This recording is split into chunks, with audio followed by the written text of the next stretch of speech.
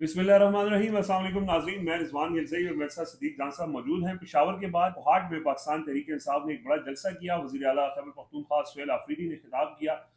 खिताब उनका डिफरेंट था। मैं और सदीक जान साहब और समी इब्राहिम साहब कोहाट जलसे में मौजूद थे और right from the start till the end इस जलसे को कवर किया। वहाँ लोगों के जो रिएक्शन था, वो जो स्टेज से बातें हो रही थी और जो लोगों की बातें थी, वो कम्प्लीटली डिफरेंट थी।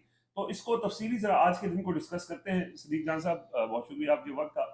पहले तो जलसे के जो मनाजिर थे, जो जलसे में शुरका थे, एक तो ये कोहाट का जलसा था और मैसिव नंबर्स थे, जगह बहुत बड़ी थी, उसके बावजूद बाहर भी लोग मौजूद थे। बिल्कुल। तो वैसे पीटीआई के जलसों में नंबर्स तो अब काबिल जिक्र नहीं रहे, लेकिन जो वहाँ पे आपने ज़ाहिर है लोगों से मिले भी, सैकड़ों लोगों से बात भी की और फिर वहाँ जो लीडरशिप की तकरीरें हैं, तो ओवरऑल कैसे सम अप करते हैं आप इस सारी आज के दिन को? देखें, बात यह है कि आज अभी कोहाट में भी लोगों के जज्बात जो हैं वो बहुत ज़्यादा थे।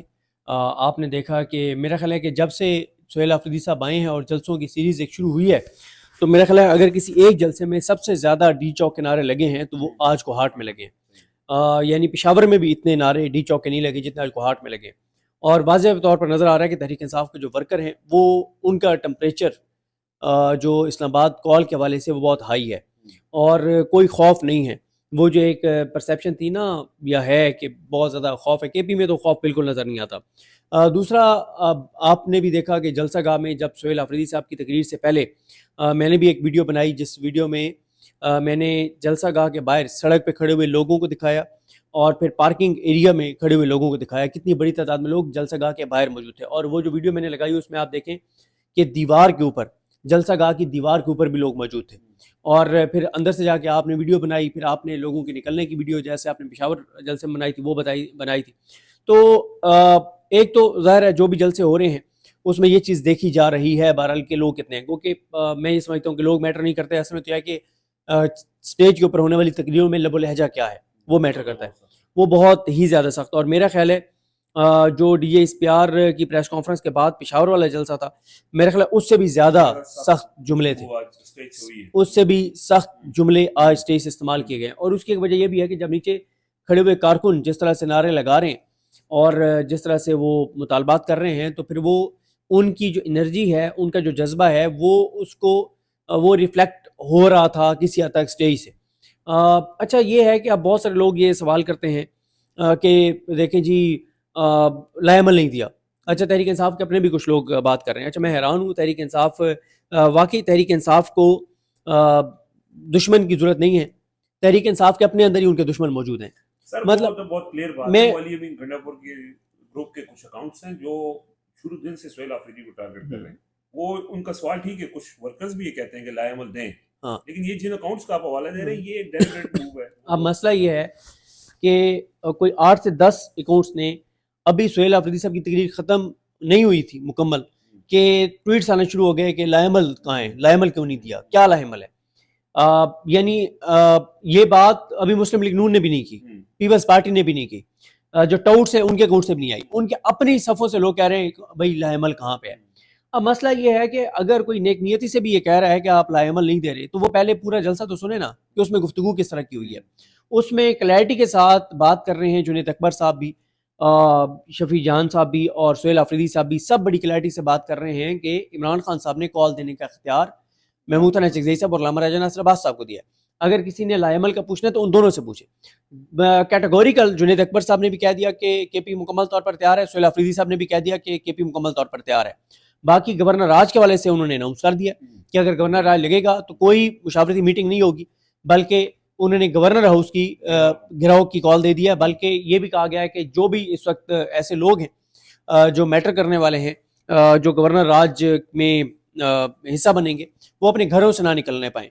तो गवर्नर राज के हवाले से तो आप कह सकते हैं कि लाएमल उन्होंने दे दिया। इसमें जुनैद अकबर की गुफ्तगू बड़ी अहम इस हवाले से थी कि उन्होंने कहा कि हम सुहेल आफरीदी की गैर मशरूत तौर पर उसके साथ खड़े हैं।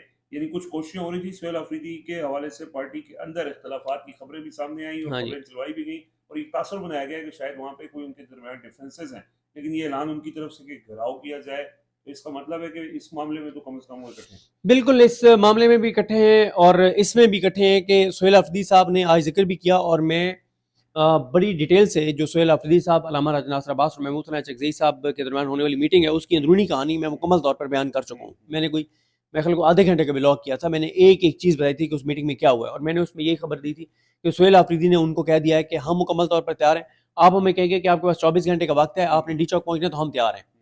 تو بھائی اور کیا مطلب، اب دیکھیں نا کہ کچھ پی ٹی آئی کے اپنے سوشل میڈیا کے اوپر اکاؤنٹس جو ہیں وہ چاہتے ہیں کہ سہیل آفریدی جو ہے نا وہ فوری طور پہ ڈی چوک کی کال دے دے. بھائی جب عمران خان نے منع کیا ہوا کہ آپ نے بھی ڈی چوک کی کال نہیں دینی، جب عمران خان کی بہن نورین نیازی صاحبہ کہہ رہی ہیں کہ عمران خان نے روکا کہ گولی چلے گی،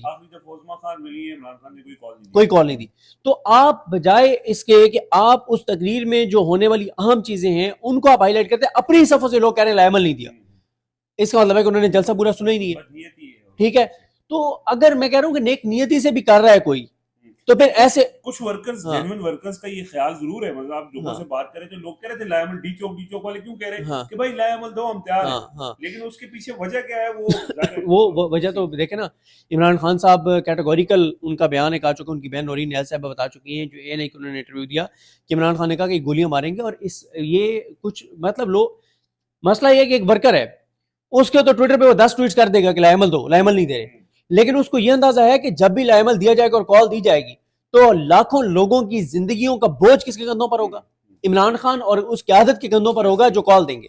لوگوں کی جانیں جائیں گی، خدا نہ خواستہ جائیں گی، تو وہ ان کے اوپر ایک بوجھ ہوگا. اور یہی وجہ عمران خان نے کال دی تھی، ورنہ دے دیتے نا. 4 اکتوبر کو ملاقات ہوئی، پھر اس کے بعد 29 اکتوبر کو ملاقات ہوئی، بالکل کال دے دیتے نہیں دی انہوں نے.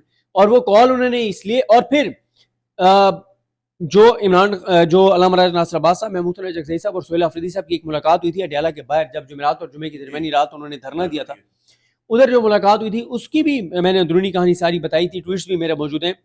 اس میں ایک پی ٹی آئی کی خاتون رہنما ہیں، انہوں نے اس میٹنگ میں یہ کہا کہ میں آپ کو کیٹیگوریکل یہ بتانا چاہتی ہوں کہ عمران خان کے حکم کی حکمت دولی ہو گئی ہے، عمران خان کے حکم پہ عمل نہیں ہوا، اور عمران خان نے حکم دیا تھا کہ اگر 15 نومبر تک مجھ سے ملاقات نہیں کروائی جاتی آپ نے کال دے دینی ہے. میں آپ کو بار بار بتا رہی ہوں کہ عمران خان کی بات پہ عمل درآمد نہیں ہوا، پھر نہ کہنا کہ میں نے بتایا نہیں تھا.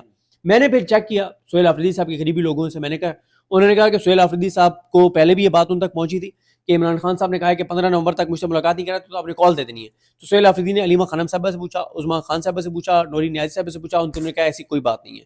سلمان راجہ صاحب سے پوچھا، انہوں نے کہا ایسی کوئی بات نہیں ہے. اور پھر جب بہنوں کی 2 دسمبر کو ملاقات ہوئی عمران خان صاحب سے، تو انہوں نے کوئی ایسی بات نہیں کہ بہن کی ملاقات ہوئی.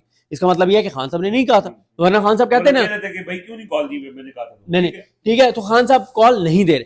تو اس لیے میں سمجھتا ہوں کہ پی ٹی آئی نے کیریٹ اینڈ اسٹک دونوں چیزیں سامنے رکھ رہی ہے. انہوں نے کیا کہا سہیل آفریدی نے کہ عمران خان نے کال دینے اور مذاکرات دونوں اختیار جو ہے وہ محمود ثناء چکزئی اور علامہ راجہ ناصر عباس کو دی. انہوں نے کہا کہ میں نے ان کو یقین دہانی کرا دی ہے، آج پھر اسٹیج سے ان کو پیغام دیتا ہوں کہ ہم تیار ہیں، آپ دیں کال. تو اگر تو لائے عمل سے مراد آپ کا ڈی چوک ہے، تو اس وقت تحریک انصاف کے اندر میں آپ کو ایک چیز عرض کروں کہ تحریک انصاف کے اندر جو لوگ یہ کہہ رہے ہیں کہ فوری طور پہ ڈی چوک پہنچیں، ان کے بارے میں تحریک انصاف کے اندر تاثر یہ ہے کہ وہ کسی کے ہاتھوں میں کھیل رہے ہیں، اور ان کے بارے میں یہ تاثر ہے کہ وہ کسی کے ایجنڈے پہ کام کر رہے ہیں. کیونکہ حکومت یہ خود پرووک کر رہی ہے کہ پی ٹی آئی نکلے حکومتی وزراء نے خود بھی یہ کہا نکلے ڈی چوک آئیں، اور تاکہ مرید کے اور ڈی چوک جیسا 26 نومبر جیسا سانحہ کیا جا سکے. اور کیونکہ ایک ایسے وقت میں جب امریکہ کے ساتھ اس وقت سب سے زیادہ دنیا میں اسرائیل کے بعد اگر کوئی حکومت یا ملک کو قریب، ملک تو آپ نہیں کہہ سکتے، اس کی وجہ یہ ہے کہ یہ لوگ ملک کو ریپرزینٹ نہیں کرتے، عوام ملک تو عوام کا ہے نا، ہمارا ہے. تو اگر اس وقت نیتن یاہو کے بعد اگر کوئی حکومت ٹرمپ کے قریب ہے تو وہ پاکستان کی حکومت ہے، کیونکہ نوبل پرائز کے لیے ٹرمپ کو پہلے شہباز شریف نے نامزد کیا، پھر نیتن یاہو نے کیا، اور دوسری اگلے نوبل پرائز کے لیے بھی شہباز شریف نے ان کو نامزد کر دیا. آپ اندازہ لگائیں، اور شہباز شریف نے جس طرح کی ان کی خوشامدیں کی اور یہ وہ، تو پریشر کوئی نہیں ہے. امریکہ کو پاکستان کی ضرورت ہے، ابراہیم ایکارڈ، ان چیزوں کے اوپر کچھ لوگوں کا یہ خیال ہے کہ جان بوجھ کے تحریک انصاف کو پرووک کیا جا رہا ہے کہ تاکہ تحریک انصاف ڈی چوک آئے، دوبارہ گولی چلے اور سہیل آفریدی بھی فارغ ہو جائیں. ٹھیک ہے، تو لیکن علامہ راجہ ناصر عباس صاحب اور محمود ثناء چکزئی صاحب کا خیال یہ ہے کہ اس بار ہم نے جو ہے وہ کچے پاؤں نہیں رکھنے، غلطی کا موقع نہیں دینا. اور ان کا پلان جو بن رہا ہے نا وہ یہ بن بھی نہیں رہا ڈی چوک والا. ان کا پلان اس بار بہت سارے شہروں میں مکمل طور پر سڑکیں بلاک کرنا اور مکمل لاک ڈاؤن اور محاذ کھولنا، ان چیزوں پہ ان کی تیاریاں ہیں، اور ابھی وہ پنجاب پہ فوکس کرنے جا رہے ہیں اور پنجاب کو ایکٹیو کرنے جا رہے ہیں. تو یہ جو لوگ دیکھیں، آپ نے نہیں دیکھا ہوگا پچھلے 2 مہینے میں کہ میں نے کسی ولاگ میں کہا ہو کہ جی لائمل نہیں دے رہے کہ ڈی چوک کے والے سے. ہاں یہ بات تو میں تنقید کرتا ہوں کہ پولیٹیکلی یہ نہیں کر رہے، اکانومی پہ بات نہیں کر رہے. آپ دیکھیں نا کہ آج ہم جا رہے تھے تو میں آپ کو اور سمیع ابراہیم صاحب کو یہ عرض کر رہا تھا کہ ایک فرانسیسی ادارے کی رپورٹ ہے جو کہتے ہیں کہ پاکستان کا نمبر 1 مسئلہ اس وقت عوام کے نزدیک مہنگائی ہے، نمبر 2 بے روزگاری ہے، جس سے وہ روزانہ افیکٹ ہو رہے ہیں. ان دونوں چیزوں پہ تحریک انصاف کہاں کھڑی ہے؟ کہیں نہیں کھڑی. صحیح بات. اور جو ٹیکسٹائل مل اونرز ہیں وہ پریس کانفرنس کر رہے ہیں، تاجر پریس کانفرنس کر رہے ہیں، ان کے ساتھ بھی پی ٹی آئی نظر نہیں آ رہی. ان کے ٹرانسپورٹرز پریس کانفرنس کر رہے ہیں. تو جتنے اس وقت جو تنظیمی مسائل تو ہیں، اچھا تو وہ ہم تنقید کرتے ہیں، لیکن میں کون ہوتا ہوں تحریک انصاف کو کہنے والا کہ ڈی چوک کی کال دو؟ میں کون ہوتا ہوں بھائی بات یہ ہے کہ ڈی چوک کی کال وہ دیتے ہیں اور اللہ نہ کرے اللہ نہ کرے ایک انسان کی بھی جان چلی جاتی ہے. کیا وہ کسی کا بیٹا نہیں ہے؟ کیا وہ کسی بہن کا بھائی نہیں ہے؟ کیا اس کی فیملی نہیں ہے؟ وہ اگر وہ میریڈ ہے تو اس کے بیوی بچے نہیں ہیں؟ تو یہ دیکھیں نا، یہ جو اس طرح سے پی ٹی آئی کے اندر سے کچھ لوگ، اور میں آپ کو بتا رہا ہوں کہ ان لوگوں کے بارے میں یہ ہے کہ ان کو پلانٹ کیا گیا تحریک انصاف کے اندر، ان کو پلانٹ کیا گیا ہے، ان کو اسپیس بھی دی جاتی ہے کہ تم ہمیں گالیاں دے لو. وہ ان کو اتنی اسپیس دے کے ان سے کام لیا جاتا ہے کہ تم مطلب پہلے وہ گالیاں دیتے ہیں فوج کو، وہ ایسی چیزیں کرتے ہیں جس سے اسٹیبلش ہو جاتا ہے کہ یہ بڑا جینوئن ورکر ہے. ٹھیک ہے، لوگوں کے ہیرو بن جاتے ہیں. ٹھیک ہے، میں بہت سارے نام ہیں. اچھا ہیرو بنا کر اب پھر وہی جو ہیرو بن گئے عوام کی نظر میں اور پی ٹی آئی کی نظروں میں، انہوں نے ابھی جلسہ ختم نہیں ہوا اور انہوں نے لائبل کیوں نہیں دیا؟ لائبل دو، ڈی چوک. بھائی آپ یہ بات جب وہ کیٹیگوریکل کہہ رہے ہیں کہ یہ اعلان جو ہے وہ عمران خان صاحب کی بہنیں کیوں نہیں بیان دیتی ہیں ایسا کوئی کہ کچھ نہیں ہو رہا؟ سہیل آفریدی کو، عمران خان صاحب کا جو لاسٹ پیغام ہے سہیل آفریدی کے بارے میں وہ کیا ہے؟ یہ ٹویٹ تھی نا کہ لائمل نہیں دیا، یہ کس کے خلاف تھا؟ سہیل آفریدی کے خلاف تھا. اس سہیل آفریدی کے بارے میں جس کے بارے میں عمران خان کا لاسٹ ٹویٹ موجود ہے، جس میں عمران خان نے 4 بار اس کی تعریف کی ہے کہ وہ میرا سب سے بااعتماد کھلاڑی ہے، زبردست کھیل رہا ہے، میں اس کو سپورٹ کرتا ہوں. اور اگر وہ کال نہیں دے رہا تو ان کی بہنوں کو سب سے زیادہ مسئلہ ہونا چاہیے. ہاں ان کی بہنوں کو مسئلہ ہونا چاہیے، خان صاحب کو مسئلہ ہونا چاہیے کہ وہ کال نہیں دے رہا. تو یہ اصل میں تحریک انصاف کو، جو اس وقت تحریک انصاف کو مسئلہ ہے وہ ان کا انٹرنل تنظیمی کرائسس، ان کا اندرونی جو میکنزم نہ ہونا، اندرونی طور پہ ایک نظم نہ ہونا، اندرونی لڑائیاں، ایک دوسرے کے ٹانگیں کھینچنا، ایک دوسرے پہ الزامات لگانا، اور پھر ان کے سوشل میڈیا کے اوپر وہ لوگ جنہوں نے پبلک میں یا پی ٹی آئی کے لوگوں میں اپنی ساکھ بنا لی ہے کہ بڑے جنون ہیں، اور پھر وہ اس طرح سے کہ جلسہ ختم نہیں ہو اور یہ کہ جی سہیل آفریدی نے لائمل نہیں دیا. تو یہ وہ لوگ ہیں جن کے بارے میں پی ٹی آئی کے اندر یہی ہے کہ یہ پلانٹ کیے گئے ہیں، اور یہ پلانٹ کر کے اور ان کو یہ مطلب کہا گیا، تو ایسے موقع کے لیے رکھا گیا. تو بہرحال یہ بات تو ہے کہ سہیل آفریدی پہ دباؤ بڑھ رہا ہے، اور آج شفیع اللہ جان نے تو یہ کہا کہ جی لوگ آپ کی طرف دیکھ رہے ہیں، سہیل آفریدی صاحب لوگ آپ کی طرف دیکھ رہے ہیں. بہت ڈسکس ہو رہی ہے اور ٹوٹس بہت زیادہ ٹویٹس کر رہے ہیں.